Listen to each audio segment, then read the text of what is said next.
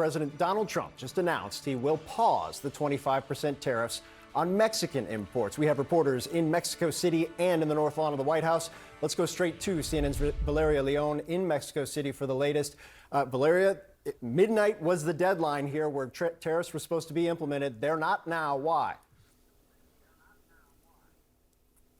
So in a surprising shift, tariffs on Mexican goods are now on pause after President Sheinbaum and President Trump reached an agreement. So rather than presenting today Mexico's response to the Trump administration tariffs, President Sheinbaum confirmed that she had a conversation with President Trump this morning, what she described as a long call of 45 minutes to talk about immigration issues and the interest that both countries have in reducing fentanyl consumption. Both governments reached an agreement to secure the border. Mexico has agreed on deploying National Guards to the Mexico-U.S. border, and the Mexican president said that she asked Trump to cancel tariffs on Mexican products, which Sheinbaum said that Trump agreed to. Mexico's economy minister, Marcelo Ebrard, will be in charge of this negotiation with U.S. government officials. Let's put the tariffs on pause forever. That's what Mexico's president suggested to Trump this morning, but they agreed to pause tariffs for 1 month. Part of the agreement, she explained, has to do with the U.S. government committing to reducing the traffic arms into Mexico. Valeria Leon, thanks so much. I want to turn to CNN's Kevin Liptak, who joins me now from the North Lawn at the White House. Kevin, there was also a call with Canadian Prime Minister Justin Trudeau this morning. We haven't heard of any pause there, but there is supposed to be another one this afternoon.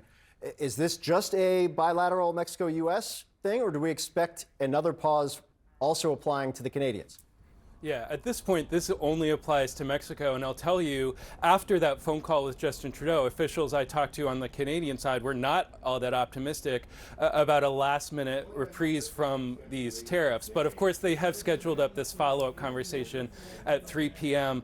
Eastern time. And it remains to be seen whether Trump will extend the same 1 month pause on those 25% tariffs on Canada as he did on Mexico. One thing that we've heard from officials this morning is that the negotiations with the Mexicans that occurred throughout the weekend were going much better than the conversations were going with the Canadians. We heard that from Kevin Hassett, one of the top economists here at the White House earlier this morning. Now, I think the big question is whether or not this is a huge surprise. We did hear from Donald Trump just last night that he didn't expect anything dramatic to come out of these telephone calls.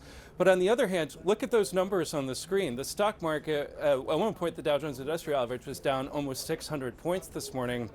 Donald Trump is attuned to nothing more than the stock market. And I think there was a sense, at least among some of his outside allies, that he was looking for an off-ramp here. Now, one of the big questions in this tariff battle is what exactly Trump was looking for from Canada and Mexico. That had been a point of extreme frustration among Canadian and Mexican officials. What quantifiable metric did he want to see them take in order to ease off these tariffs?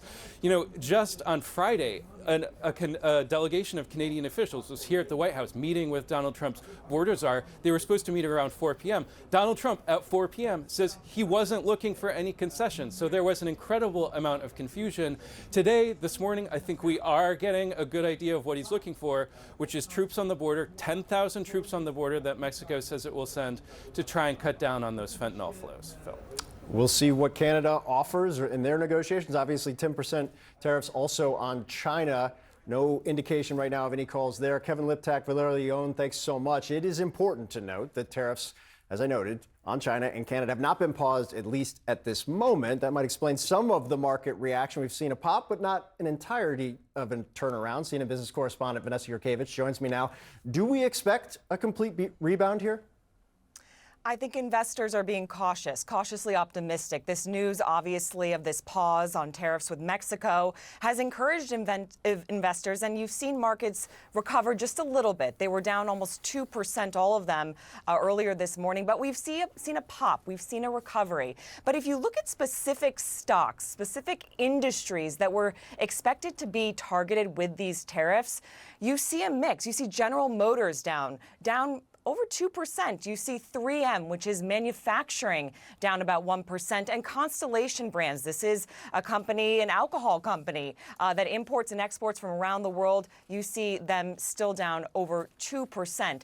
So investors still feeling a little bit shaky about whether or not tariffs will also be paused with Canada and Mexico, two of our key trading partners. As it stands right now, tariffs are set to go into effect with Canada, 25%, and about 10% with China. And the goods that are going to be impacted for everyday Americans, you see it right there: grain, livestock, sugar, fertilizer, lumber, oil and gas, only going to be targeted at about a 10% tariff coming in from Canada.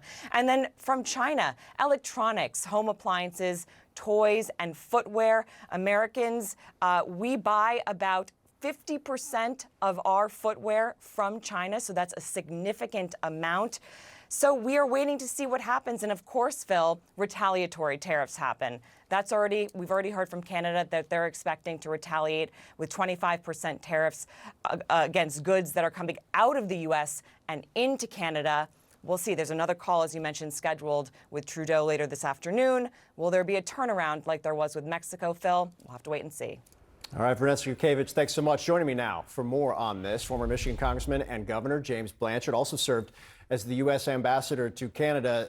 Sir, the biggest question right now is this the start of a complete turnaround, or is Donald Trump planning to split this on some level, and Canada is still going to have to face the tariffs? Do you have any insight right now?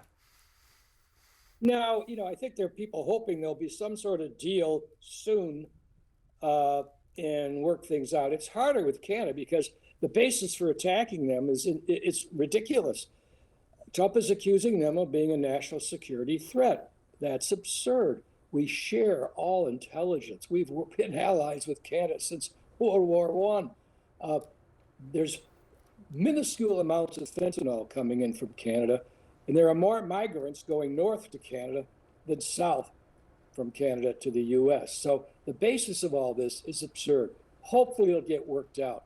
But if we don't, the prices in Michigan and elsewhere, cost of living on food, cars, automobiles, will go up. It's inflationary. And look, everybody who knows anything about Canada and trade knows what I'm saying is true. Beyond that, though, if we get a deal or a reprieve or something, the long-term damage to our relations with Canada has really, really been severe. This is not the feelings of Canadians. Our best friend, our best partner, our best allies have been really devastated. They're not only hurt, they're at this point angry. It's going to take a lot of time, many months, maybe years, to repair the damage to our partnership with our trusted ally, Canada. And everyone in Canada watching this knows what I say is true. This is tragic for no reason, no excuse here for us to do this to Canada. And with Mexico, again, you don't want to treat your partners and your neighbors this way. And by the way, it's disgusting to watch Trump constantly threaten Canada and Mexico, but in Canada's case, constantly threaten Canada and belittle them as he's moving on with his policies. It is really insulting, and it is a terrible representative of the leader of the United States of America. No American president has ever acted like this toward Canada, or Can I ask frankly, you, almost anybody else. To the point. You broke up. To the point you're making right now, when you talk to your diplomatic contacts in Canada, what is their view? I understand the anger. I understand the frustration. What are they telling you about what the end game is, kind of the bilateral relationship, what it means going forward? I mean, look, they need to work something out. Every trade deal, every trade agreement has off ramps. I mean, the U.S., Canada, Mexico trade agreement was scheduled to be reviewed next year.